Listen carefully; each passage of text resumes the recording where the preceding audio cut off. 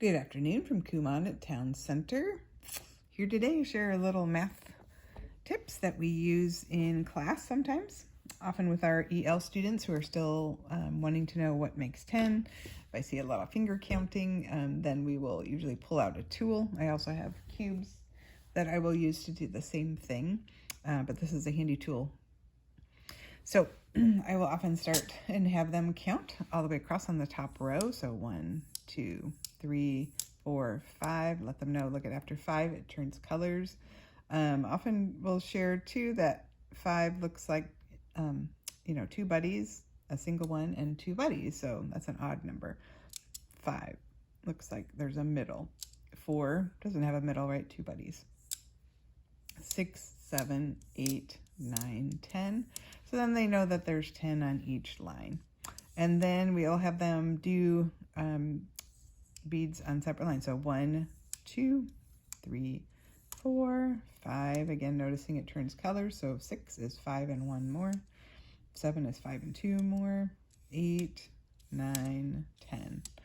And then I will usually have them either just repeat it verbally or also have a expo marker in a sheet here for them to write down the addition as we go along. So I would ask them how many is on this side, 1 plus, and often they will have to count, but sometimes they will see 5 and 4, or they will know what's left. So 1 plus 9 equals 10, and then have them write that 1 plus 9 equals 10.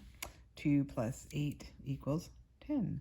3 plus 7, 4 plus 4, 5 plus 5, and down the line. This is our big erase.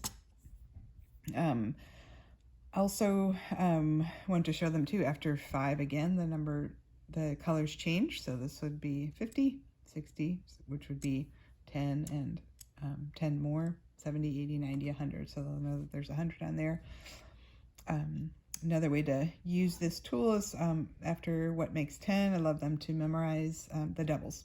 So we can show them on the line 2 plus 2 equals, and if they have to count, they count, 4. Good.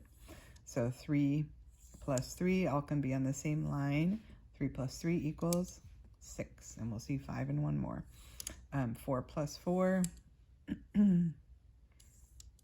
4 plus 4 is 8, 5 and 3 more. If we get past that number, so let's say, let's do 6 plus 6. I don't have 6 over here, so we'll go down here, 6 plus 6.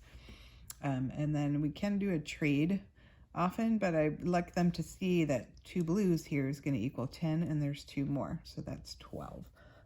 Often we'll do a switch too, so I can see, oh, there's 4 up here. Can we trade 4? So the student will put this one, I'll put this one, and we'll trade. And then we can see there's 10 and 2 more, which is also 12. I do often share 10, 2, so they can see that on their numbers, a 10, or 12, I'm sorry, is 10 and 2 more. So they can start visualizing that.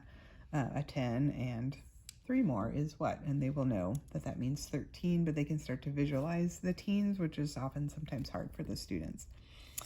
So I do use this for what makes 10 and for doubles, and then sometimes we'll pull this out for addition so the kids can actually see, visualize it a little bit better, especially if we start seeing fingers used.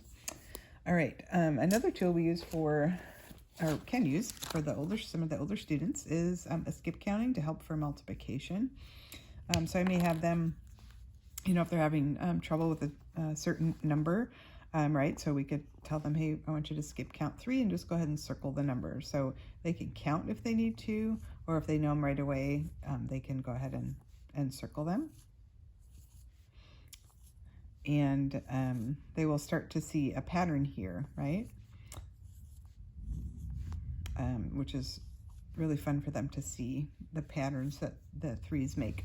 And then have them write them down here. So 3 times 1 equals 3. 3 times 2 equals 6. 3 times 3. 3 times 4. 3 times 5. 3 times,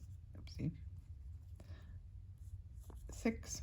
3 times 7. 3 times 8. 3 times 9. 3 times 10. So it's just another way for them to practice their multiplication. And then on the other side, we do have a multiplication table already set out so that they can memorize those. Excuse me. This is also good for catching the squares. So we can see 1 times 1 is 1, 2 times 2, 4, 3 times 3 is 9, 4 times 4 is 16. And then again, I think writing them out is a really good practice as well. Okay, hope those tips help, and we'll catch you next time.